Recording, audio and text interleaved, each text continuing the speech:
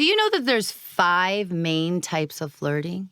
No, what are they? Okay, Do good. tell. I know something more than May. Yay. Traditional flirting, which is just waving hi or, maybe just being like nice and happy. Physical flirting, touch. Okay, touch someone's arm. Touch someone's when they're arm. funny, you just touch them, caress them. The slap in their hand or the caress of their back or whatnot. Sincere flirting, where you're complimenting somebody and telling them something upright about themselves. Playful flirting, where you're giving them a hard time. Oh, you're kind of just bantering and kind of creating that sexual tension. Yeah, almost. pulling their leg a little bit. Okay. And then polite flirting, where you're just being nice. Like and saying thank you? Yeah, or saying thank you with a little sass on it. Okay. Oh, thank you. Okay, like a little wink or something. Right. Or you're at you're getting your salmon from the seafood guy and you say, boy, salmon looks great today. You did a good job. Thanks. Right. It's just polite flirting. Yeah. So all forms of these styles of flirting, you do have to kind of figure out where you fit in. So I would say I'm like a really playful flirter. I would say I'm super playful. I'm almost probably on the edge of too much. What would you say you were of a flirter? Probably a polite flirter. Like, for example, if I was on a date and some guy suggests that we go on a hike and then go get breakfast, I'd be like, ooh, that's a great idea. Like, that's a wonderful plan. Like, you're complimenting and yet excited about giving him a little boost, that what he suggested sounded great. I think men love that. Again, it's complimenting them and that they're doing something awesome. And see, if I was flirting and a guy was telling me about hiking, I would say to him, sounds like you want to get me alone. So I'm just a little bit more of a playful flirter. But the point of me telling you these things is the types of flirting, 5 main types of flirting, traditional, physical, sincere, playful, polite, is because you have to know what kind of flirter you are so that you can be aware of how to achieve the first date. So if you're going to be a polite flirter, then you need to understand what's in your environment so you can politely be gracious about everything in your environment and politely talk about it in a flirting way. I think, ladies, we want to challenge you to be 3 out of the 5 on that list. I think if you just master 3 out of the 5 ways of flirting like that, you'll get comfortable and do it often. Yes. And I think the 2 most important types of flirting, May, would be playful. I think that's what men are looking for. And ladies, I hate to say this, but I think physical is something that they're looking for too. Yes. There's this whole... What do you think about the whole Me Too issue? I mean, I just want to say, ladies, there's this whole thing where guys are afraid to do anything because they feel like they're going to insult you. They didn't get the right look, the approval.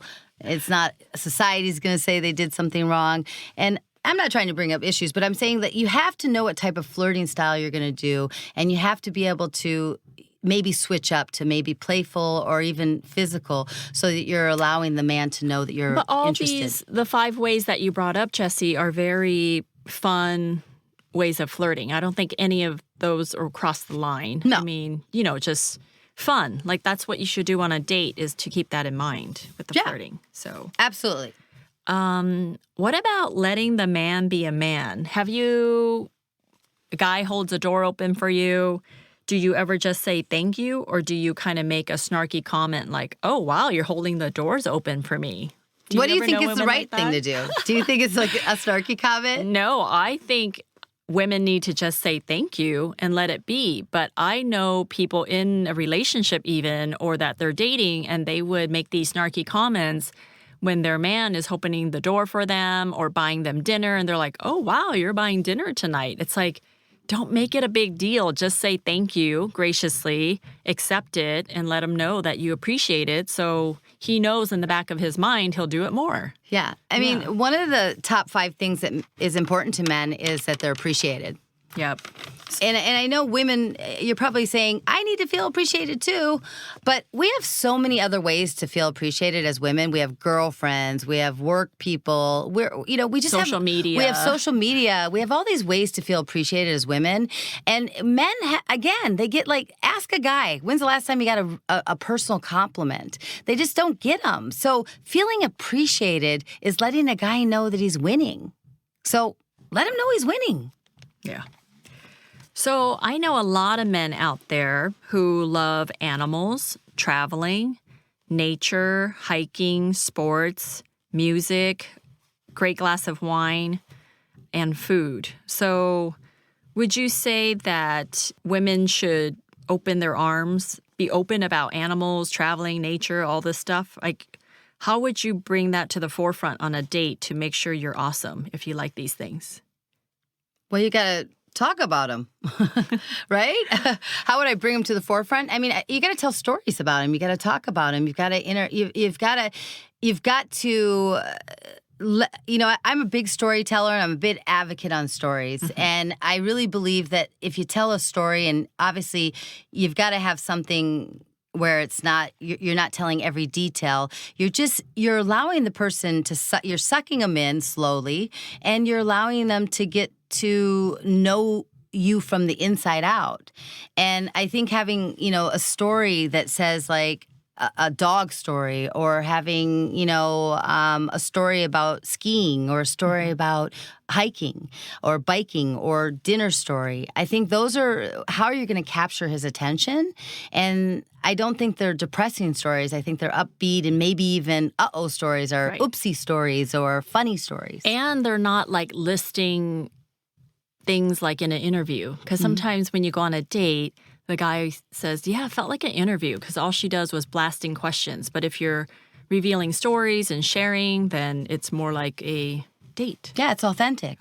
It's authentic. Yeah. Let's recap for a second, May. Okay, so we've talked about the 5 stages of flirting, which is very helpful for all of us, and creating stories, talk about your interest and roping him in.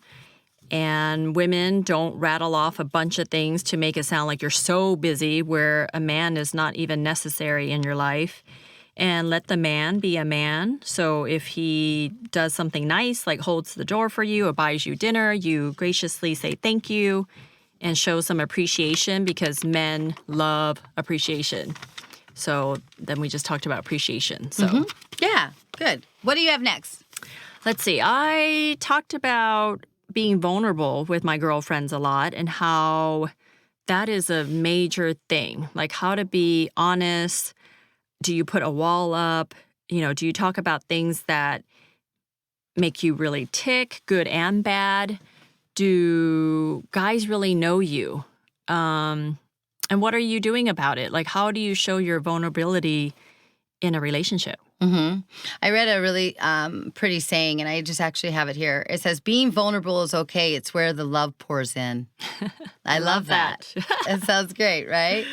I think being vulnerable is really important. It has to do with on the lines of being authentic. Mm-hmm. And I think because this world is becoming so picture-oriented and so, Amazon shopping, and it's like we order everything on our phone. We don't even look off our phone for anything anymore. So I really think it's important to be authentic and vulnerable, and to listen to stories and react to them, ask questions, be curious. And being vulnerable is letting somebody know that you're human, that you're available and you're human, and that you're letting him into a side that they don't let a lot of people into.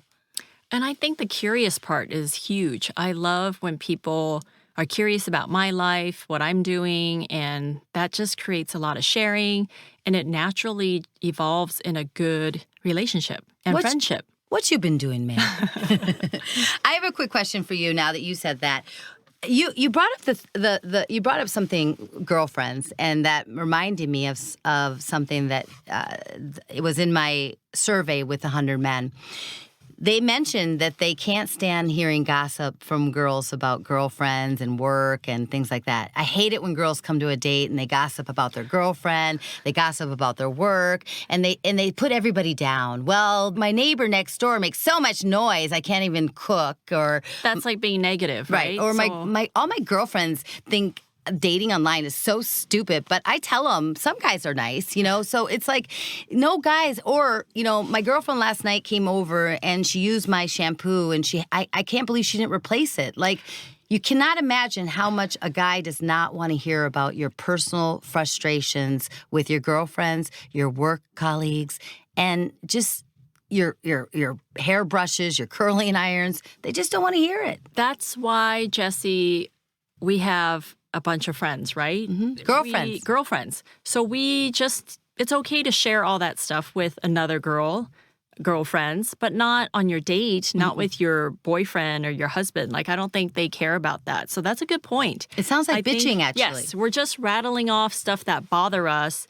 and we're not realizing who our audience is, and he doesn't really care. He's going to tune out, and you're going to look pretty ugly in front of him when you do that. So yeah, and he thinks you're actually becoming a mean girl. Right. Because he's like, wow, you're so negative about all your friends and all your work friends. Yeah. Why do you work there? Why are you still friends with her? Right. And so they're problem solvers. So when you're nagging about everything, all they're thinking about is, why doesn't she just divorce all her friends?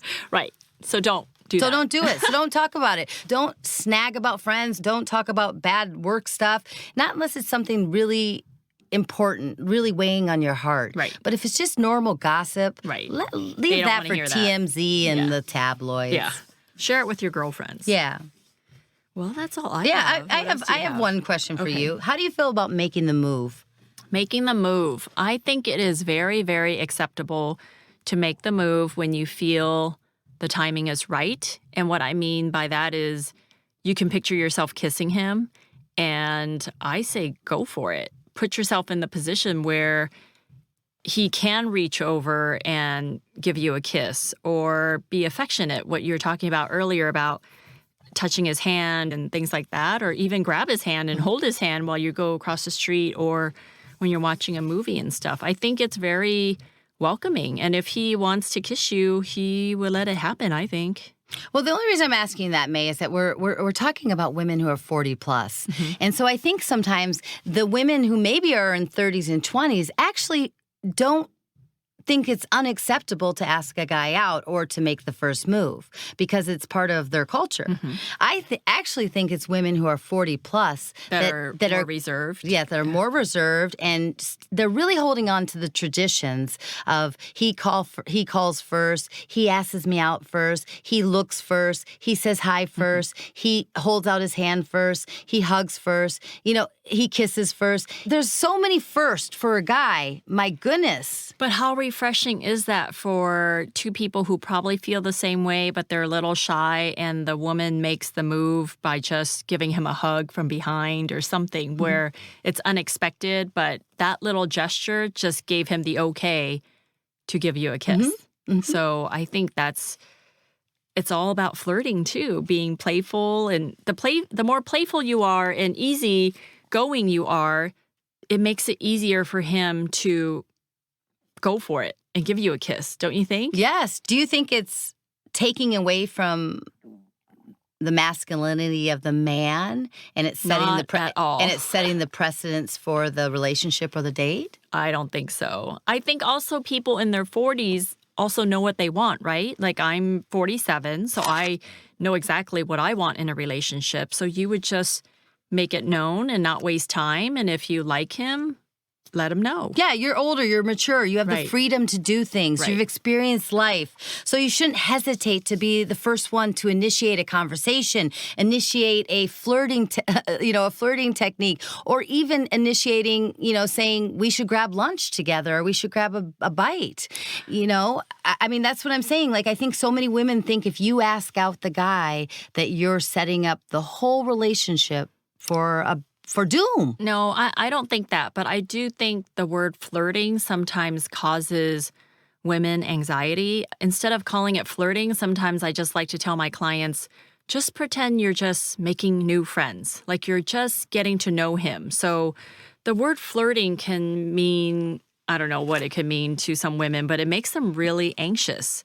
So what I think about flirting is just to get to know somebody, be yourself, be fun, be playful. I think instead of the word flirting, I would just say be playful, because being playful encompasses all those things about flirting. Yeah, it does. And I think being open to letting the guy know you're interested in him, again, is a compliment, huge compliment to him.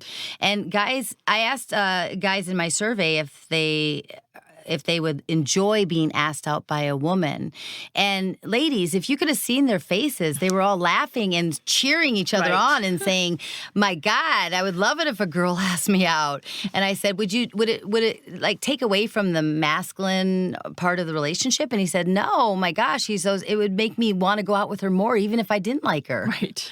And so I think, ladies, I think we're all waiting for things to happen, and we're waiting for the shoe to drop, but it's not. You might miss out on the opportunity, if you don't make the move. And also, I believe that you should go after the men who are pursuing you. Those are the ones who are going after you and finding you online, asking you out.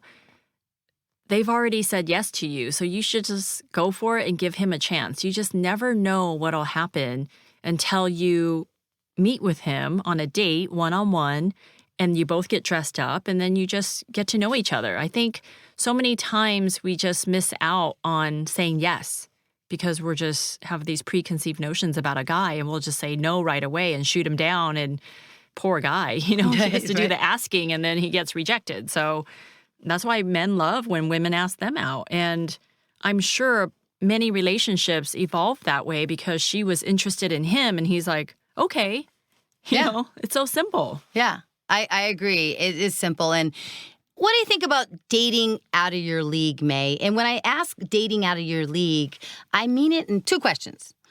Dating out of your league in the sense of, can you date out of your league? And then what if everybody that you like is out of your league?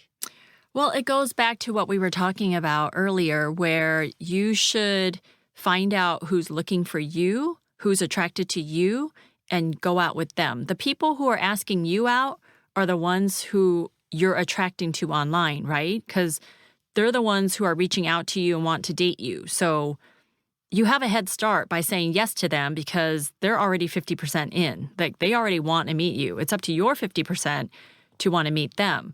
But if you're always pursuing the guy that's one or two steps above you, and they're not saying yes to you and not contacting you online or saying yes to you through a matchmaker, it means you're dating out of your league. It means, no, maybe you're a little overweight and you want this Abercrombie and Finch model. Like, that's not the way it is in society. I wish just if a client pays me and wants to meet a certain type of person that I could just make one for her, but it doesn't happen that way.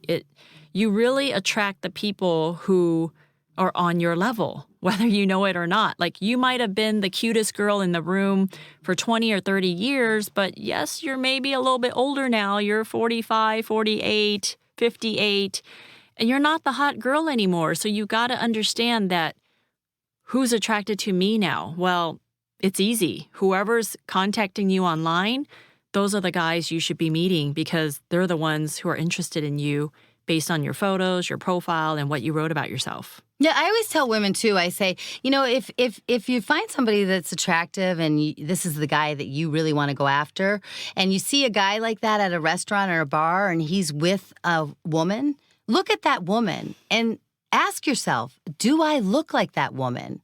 Good point. And if you don't look like that woman, he's probably not looking for you. Right. So, ladies, it's really important that, not saying that you can't go after something, but you have to just be able to honestly look at yourself in the mirror, know where you stand weight-wise, where you stand age-wise, and just look at yourself and look around at your competition and know where you stand so that your energy is focused on the men that want you. Yes. Not the men that don't want you. So that's really important. Well, that's what makes people say, oh, dating sucks. I hate dating because the men that they want don't want them back. Well, that's when you really have to look in the mirror and be like, okay, who am I attracting? Those are the type of guys who you're attracting, who you should meet and give them a chance. You never know what's going to happen. Right. And if that's not what you want, then you have to figure out a way to upgrade yourself. Yes. You have to make yourself into what those guys are looking for. Okay. So it's not as easy as I just want it, I just need it, or I deserve it. No. You have to actually earn it. And if you're not what they're looking for, ladies, again, don't focus on it. Go for what likes you. Personality is such a big thing, and how they look, how they carry themselves, how they treat others. All that stuff is chemistry and attraction, right? All that stuff plays into it. It's not just about looks. For example, if you see this really cute guy playing with his son at the ballpark and they're playing ball together, they're chasing and running around, then you see the dad take the kid and go get ice cream. You're like, wow, that's cute. That's really attractive. Like, I could see him being a good dad. I want to get to know him. So it's not about height. It's not about looks. It's about how someone acts. So any woman who sees that guy interact with the son, if he's a single dad, she'll probably want to go out with him. But we put too many restrictions on ourselves by saying, oh, is he only 5'6"? Oh, that's too short. I don't want to meet him. Like, I've never in the years I've been married ever said, yeah, my husband is amazing because he's tall.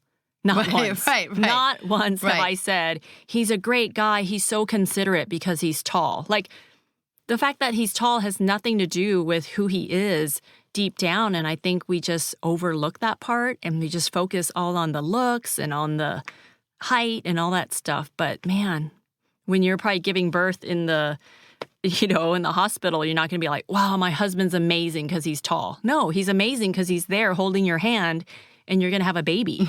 Right. You know what I mean? Right. But also with that, finding what you find attractive, how many things on someone's criteria list do you say they should have? I tell people they shouldn't have more than 5 things on their criteria list. If someone just comes to me and they're a matchmaking client and they just give me 3 things on their list, I'm like celebrating, like just 3. Give me 3. Is it religion, age, if they want kids? Like that's all that's important is the stuff that you can't change. Like interests, you can learn from each other about different interests and grow together or find new interests on your own. So that shouldn't be a big deal, but... That's actually a good thing you just brought up. I'm sorry I'm cutting you off. Someone just said that to me the other day. They said, I can't find myself to ever fall in love with somebody I don't have the same interests with. But I thought that was so weird. I would never have thought that in a million years. And I don't want to do everything with my mate. You want to learn from each other and do new things and expand your horizons, not just have the carbon copy of myself. That would be really boring. You might want to just date yourself. Right.